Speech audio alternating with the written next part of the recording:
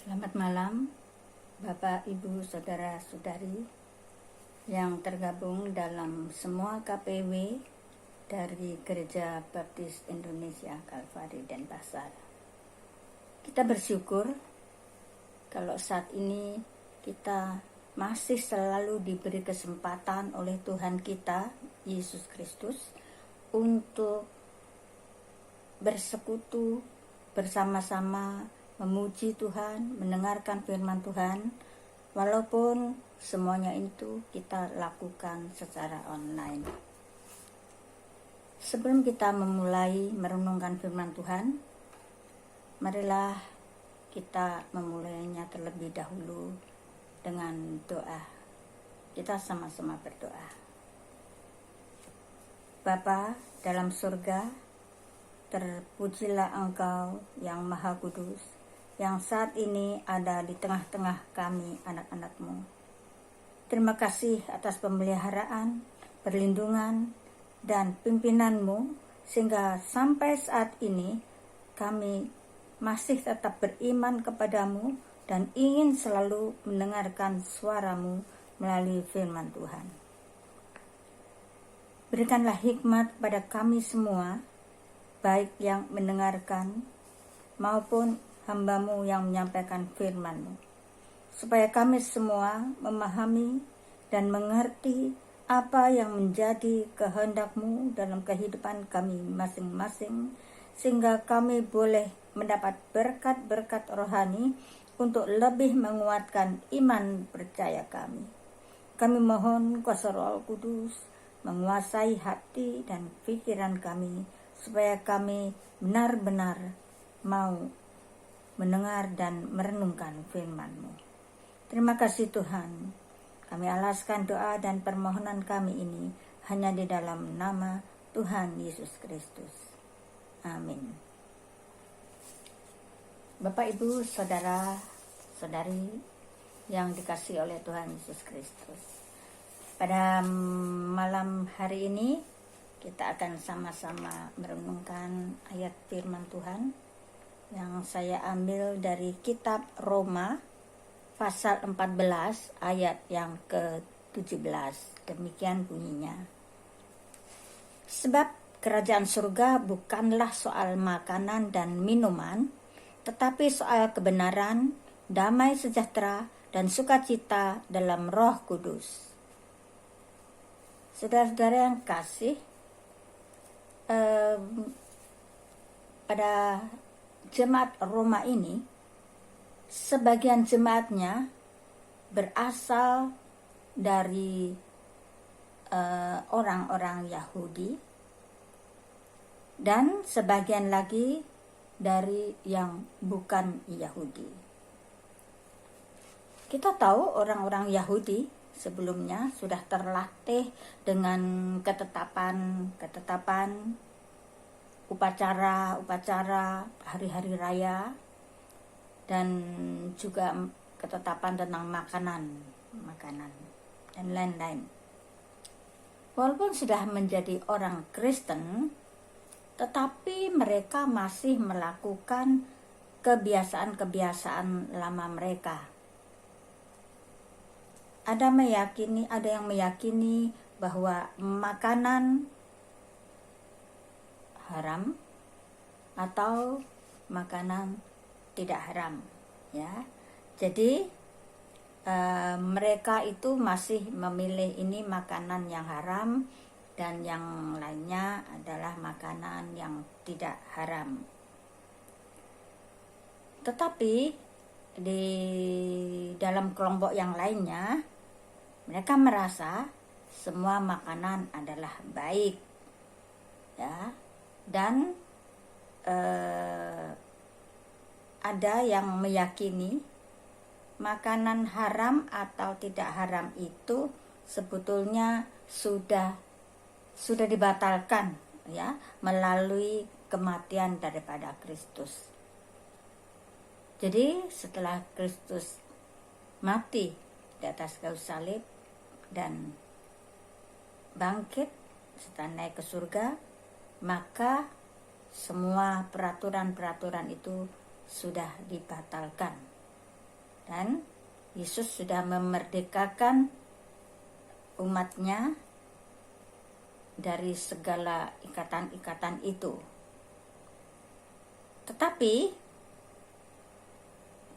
banyak yang masih merasa itu adalah hukum dan harus dilakukan, ya. Bapak Ibu sekalian, hal ini ternyata menimbulkan pertentangan-pertentangan di dalam jemaat Roma, karena ada perbedaan-perbedaan itu. Yang satu menghina yang lainnya, yang satu menganggap yang masih berpegang pada peraturan-peraturan dan kebiasaan-kebiasaan yang lama itu dianggap bodoh. Tetapi yang satunya lagi menganggap yang lainnya itu adalah orang Kristen yang sembarangan, yang semau-maunya sendiri, ya, yang tidak mengerti hukum. Jadi mereka saling menghina, saling mencemoohkan, ya, dan ya begitulah di dalam sidang jemaat itu, saling bertentangan satu sama lain dan sama sekali tidak menunjukkan adanya kasih di antara mereka. Seharusnya mereka tidak saling menghakimi atau saling bertentangan dan membenarkan diri sendiri, ya. Seharusnya mereka tidak melakukan hal seperti itu. Tapi kenyataannya demikian. Itulah sebabnya Rasul Paulus menulis surat ini untuk sidang jemaat di Roma. Dan Rasul Paulus menekankan soal kebenaran, damai sejahtera, dan sukacita dalam Roh Kudus. Di sini Roh Kudus adalah roh kebenaran.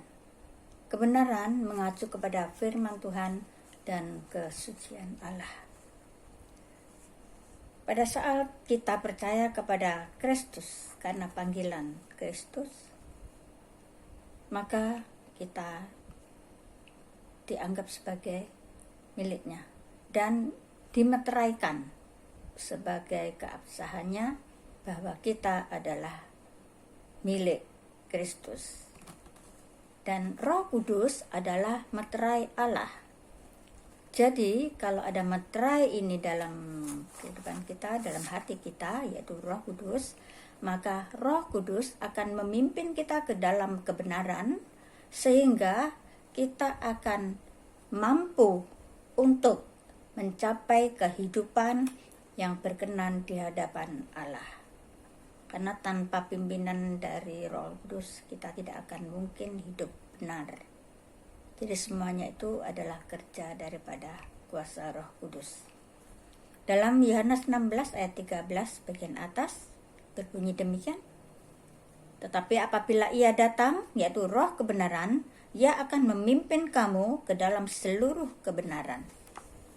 Firman Tuhan sudah mengatakan bahwa Roh kebenaran itu akan memimpin kita ke dalam kebenaran. Dan Yesaya 32 ayat 17 bagian A, Yesaya 32 ayat 17 bagian atas, di mana ada kebenaran, di situ akan tumbuh damai sejahtera.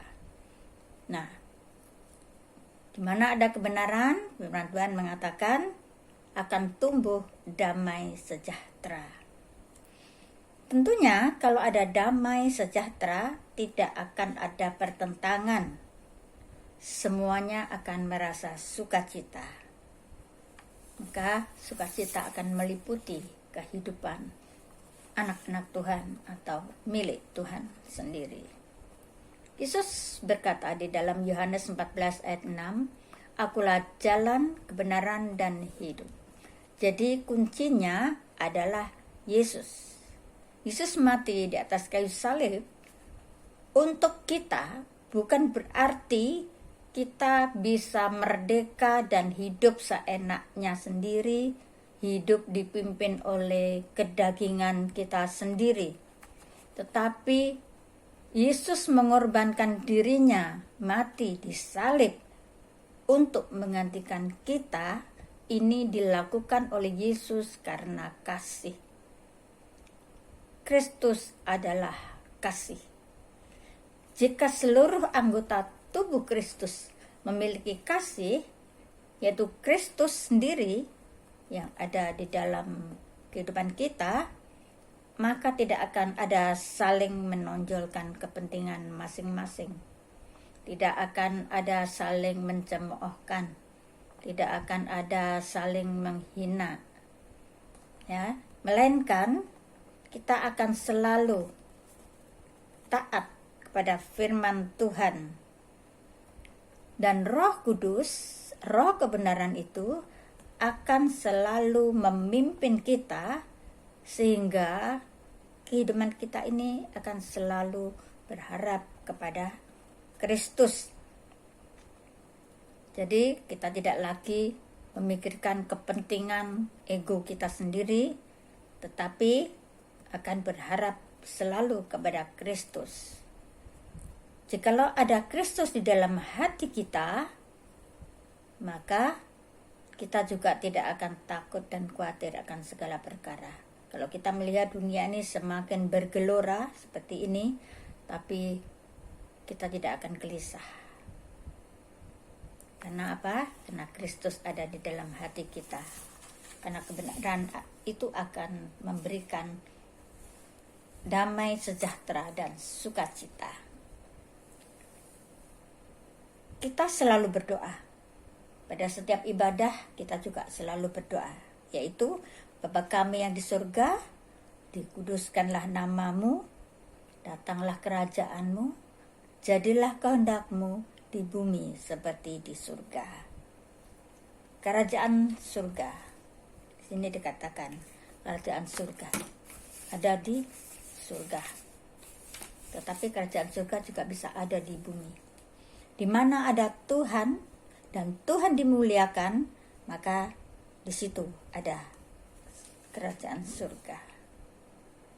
Saudara yang kekasih,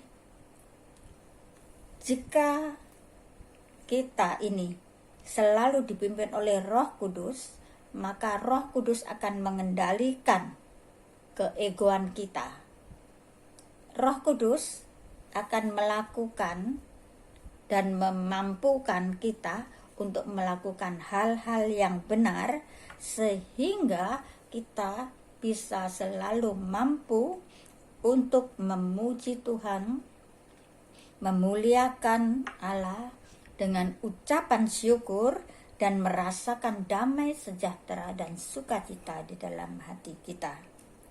Maka marilah kita selalu berdoa dan memohon agar Roh Kudus, Roh kebenaran itu selalu menguatkan iman percaya kita, supaya kita tetap percaya kepada Tuhan Yesus Kristus, dan Roh Kudus yang benar akan selalu memimpin kita sampai kita masuk ke dalam kemuliaan Tuhan. Saudara-saudara yang kekasih, biarlah kita selalu memohon Roh Kudus itu selalu memimpin kehidupan kita, supaya kita tidak berjalan dengan kemauan kita sendiri. Kita tidak berjalan dengan akal budi kita sendiri. Apalagi pada situasi seperti ini yang selalu mencekam, menggelisahkan. Tetapi biarlah ada surga di dalam hati kita. Jikalau kebenaran firman Tuhan dan Kristus sendiri ada di dalam hati kita, maka kebenaran itu akan memberikan sukacita, akan memberikan kedamaian. Dan di mana ada Tuhan, di situ ada surga. Bapak Ibu sekalian, kita memerlukan suasana surga di dalam kehidupan kita, supaya kita boleh selalu hidup di dalam kedamaian, dalam sejahtera dan sukacita Allah.